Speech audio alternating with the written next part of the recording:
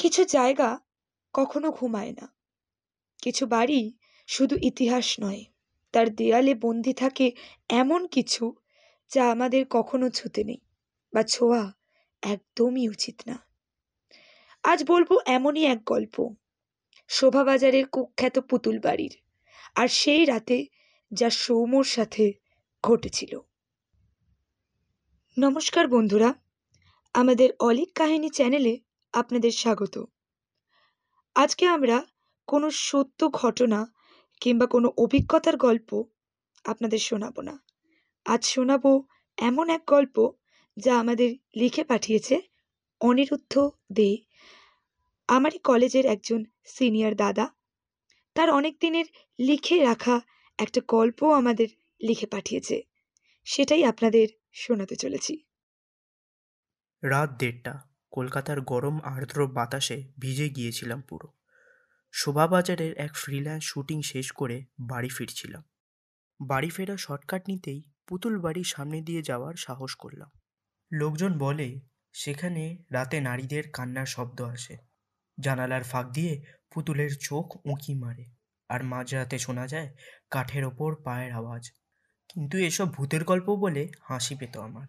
আজ আর হাসছি না। পথে হাঁটতে হাঁটতে পুতুল বাড়ির লোহার গেটের পাশে দাঁড়িয়ে একবার তাকালাম। বড় বড় কাঠের জানলাগুলো দুলছে বাতাসে, কিন্তু কোথাও বাতাস নেই। ঠিক তখন তীক্ষ্ণ শব্দ কানে এলো। ওপরের তলা থেকে যেন কোনো কাঠের জিনিস আঘাত করার শব্দ। আমি থামলাম, আশেপাশে তাকালাম। রাস্তা পুরো ফাঁকা। তারপর একটা শিশুর হাসির শব্দ পেলাম।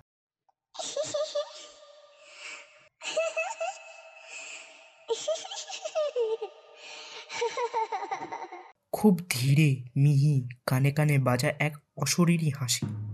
আমার শরীরের রক্ত বরফ হয়ে গেল। আমি মোবাইলটা বের করলাম, সময় দেখলাম রাত 1:33। ঠিক তখন আমার চোখ পড়ল গেটের নিচে। একটা মেয়ে, ছোট, বয়স হয়তো 8 থেকে 9 বছর, নীল ফাটা পোশাক পরা, অগোছালো চুল, হাতে একটা পুতুল ধরা, কিন্তু পুতুলের মাথাটা নেই।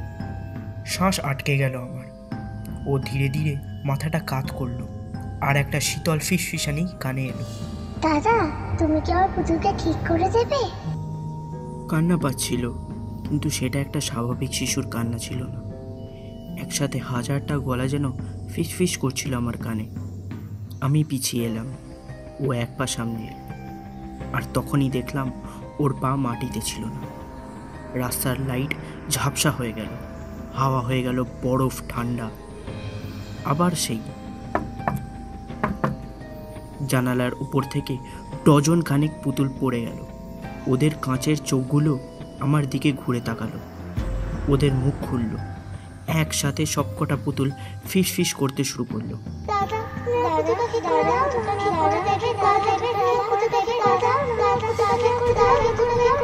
আমি ছুটতে শুরু করলাম।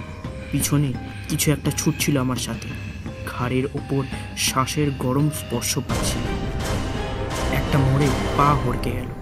আমি পড়ে গেলাম। মোবাইলটা হাত থেকে পড়ে গেল। স্ক্রিন জ্বলল। সেখানে একটা ছবি খোলা ছিল। ছবিটা আমার।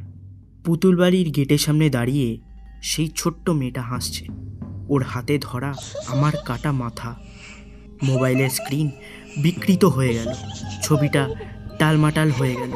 তারপর ফোন বন্ধ হয়ে গেল। আমি কিভাবে বাড়ি ফিরলাম মনে নেই, কিন্তু আজও রাত 1:33 বাজলেই আমি সেটা শুনতে পাই। আর সেই ছোট্ট গলাটা ফিসফিসিয়ে বলে, দাদা, তুমি কি আমার পুতুলকে ঠিক করে দেবে? আপনাদের যদি কোনো অলৌকিক অভিজ্ঞতা থেকে থাকে, তাহলে সেটি আপনিও পাঠাতে পারেন আমাদের এই ভিডিও ডেসক্রিপশন বক্সে দেওয়া ইমেল আইডিতে। আমরা সেটা তুলে ধরব আপনাদের সামনে।